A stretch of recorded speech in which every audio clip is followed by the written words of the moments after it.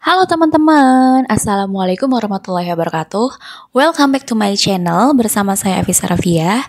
Di video kali ini saya masih ngebahas tentang TKP, yaitu tes karakteristik pribadi.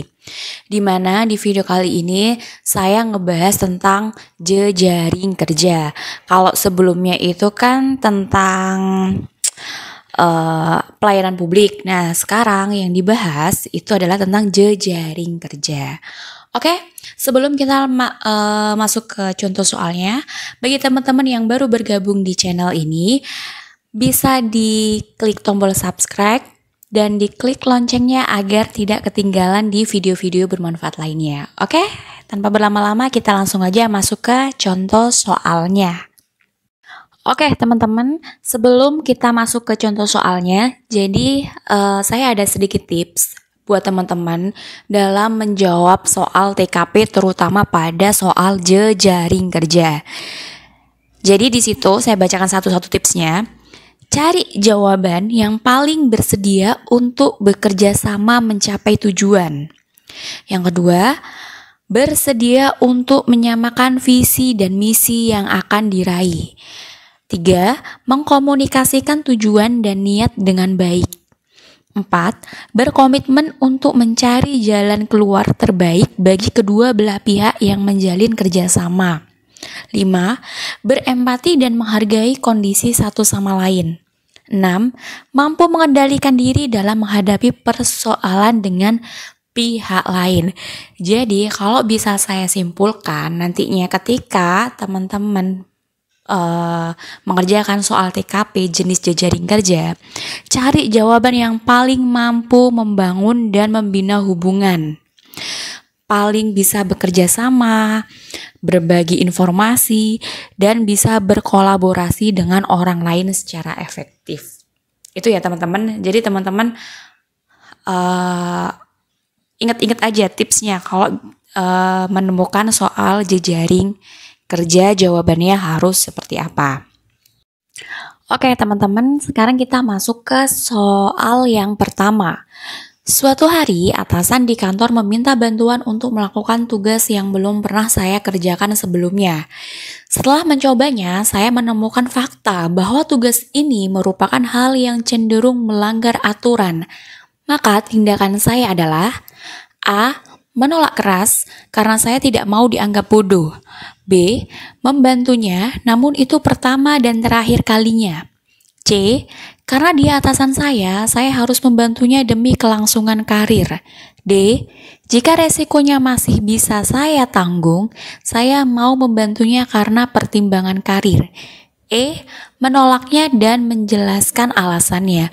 Oke teman-teman, kalau soalnya seperti ini, kira-kira dari jawaban A sampai E yang memiliki skor paling tinggi atau skor 5 itu jawaban mana? A, B, C, D, atau E?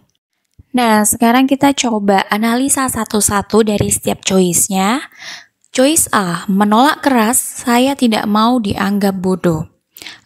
Di sini ada kata-kata menolak keras. Oke, kita simpen dulu jawabannya. B. Membantunya, namun itu pertama dan terakhir kalinya. Saya kira ini jawabannya kurang tepat ya teman-teman, karena itu jelas-jelas melanggar aturan. Kemudian yang C, karena dia atasan saya harus membantunya demi kelangsungan karir. Saya kira juga bukan, agak kurang tepat ya teman-teman jawabannya. D. Jika resikonya masih bisa saya tanggung, saya mau membantunya karena pertimbangan karir. Agak kurang tepat juga, karena itu jelas-jelas cenderung melanggar aturan. Dan yang E, menolaknya dan menjelaskan alasannya. Oke, antara A dan E, itu jawaban yang paling sesuai, yang paling efektif itu adalah jawaban yang E, menolak dan menjelaskan alasannya. Kenapa kok E? Oke, jadi pada aspek jejaring kerja itu emang kita dituntut untuk bisa bekerja sama dalam mencapai tujuan organisasi atau instansi. Akan tetapi, kita tetap perlu meninjau kembali apakah tujuan tersebut sesuai aturan yang berlaku atau tidak. Jika hal tersebut cenderung melanggar aturan maupun norma yang berlaku, kita seharusnya menolak dengan alasan yang dapat dipertanggungjawabkan. Jadi, untuk itu jawaban yang terbaik adalah di opsi E. Oke, kita masuk ke soal yang kedua. Saat sedang meeting progres perusahaan, Anda melihat rekan kerja melakukan kesibukan di luar konteks job desk yang seharusnya. Sikap Anda adalah A. Memintanya untuk menyelesaikan urusannya di luar dahulu agar tidak mengganggu meeting. B. Menghentikan meeting sementara sampai semua orang dapat fokus melakukan meeting. C. Menegur dan menyampaikan pentingnya meeting agar dapat dilakukan dengan serius. D. Memarahi dan memintanya untuk fokus saat meeting. E. Membiarkan saja selama tidak mengganggu rekan kerja yang lain. Oke teman-teman, dari choice A sampai choice E, yang kira-kira jawaban yang paling efektif itu ada di mana? A, B, C, D, atau E? Oke, sekarang kita analisa satu-satu choice-nya. Choice A, memintanya untuk menyelesaikan urusannya di luar dahulu agar tidak mengganggu meeting. Ini agak kurang tepat sih ya teman-teman, karena dengan memintanya keluar akan membuat rekan tersebut tertinggal informasi dan tidak ada jaminan ia akan kembali ke ruang meeting. Tapi kita simpen dulu aja jawabannya. B. Menghentikan meeting sementara sampai semua orang dapat fokus melakukan meeting.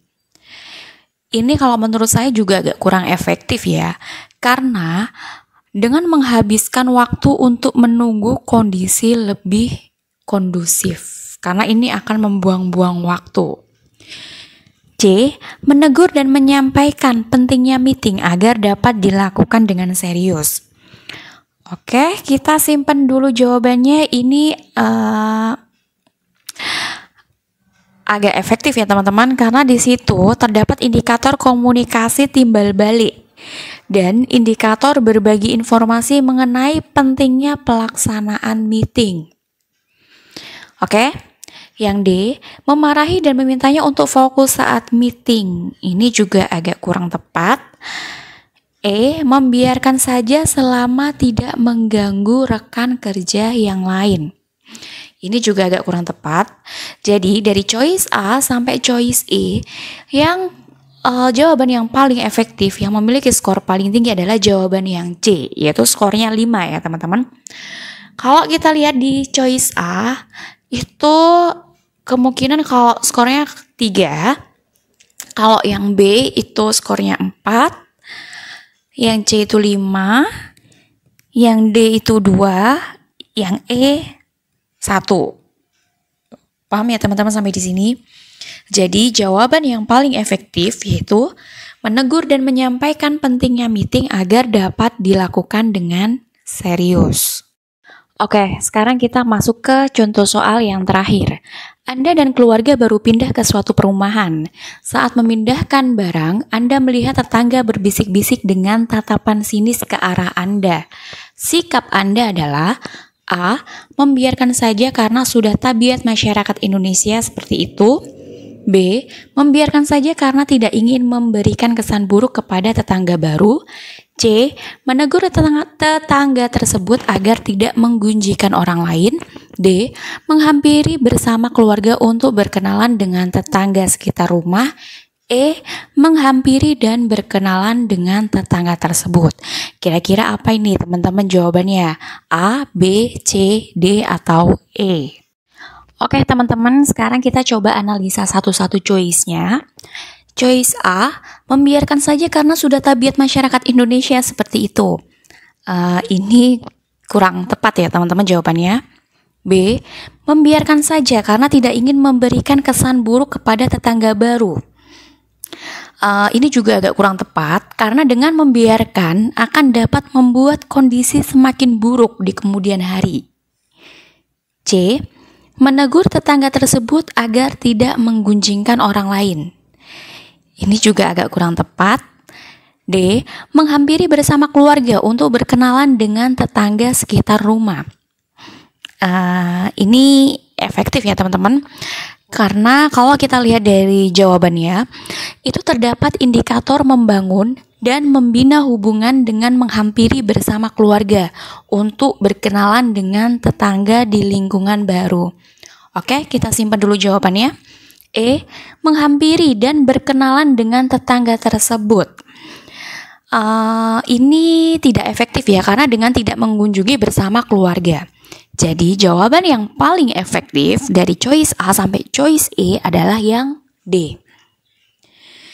Jadi kalau kita kasih skor, untuk choice A itu skornya 1, kalau B itu skornya 3, choice C itu saya kasih skor 2, D itu skornya 5, dan E itu skornya 4.